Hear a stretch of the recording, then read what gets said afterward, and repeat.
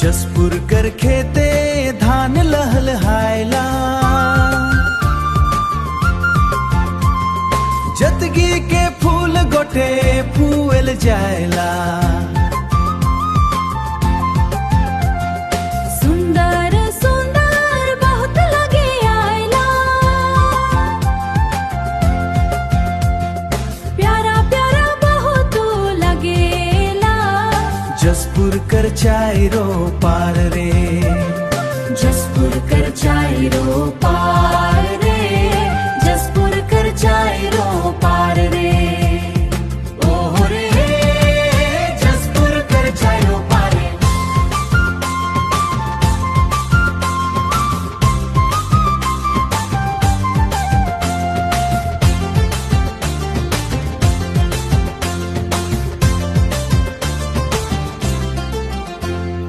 पहाड़ कर डाड़ी झरना कर पानी, माया बरसावे धरती रानी।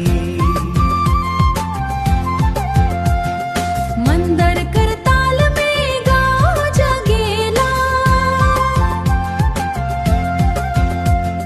नाचे गावे मनवा हरसेला। सुघर लगे बाजार रे, जसपुर कर चाइरो पार रे, जसपुर कर चाइरो पार रे। ओहो रे जसपुर कर चाइरो पार रे।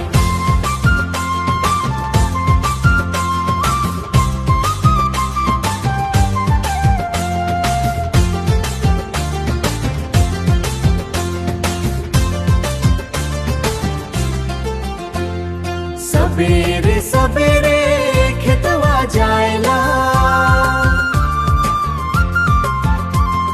किसन माँ हंसते हल चलायला।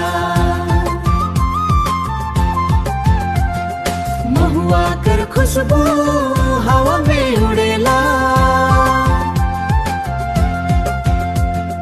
कोयल कर बोली मन मा जुड़ेला। हरियर लागे संसार रे, जसपुर कर चाइरो पार रे, जसपुर कर चाइरो पार रे।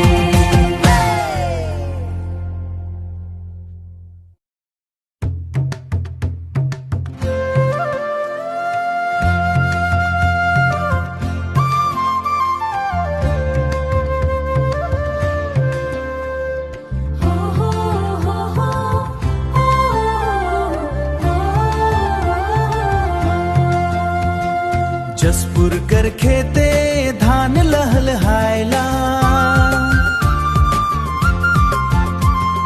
जतगी के फूल गोटे फूल जायला।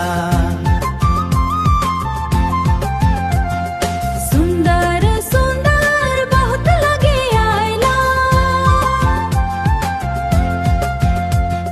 प्यारा प्यारा बहुत लगेला। जसपुर कर चाइरो पार रे, जसपुर कर चाइरो पार रे, जसपुर कर चाइरो पार रे। ओहो रे जसपुर कर चाइरो पार रे।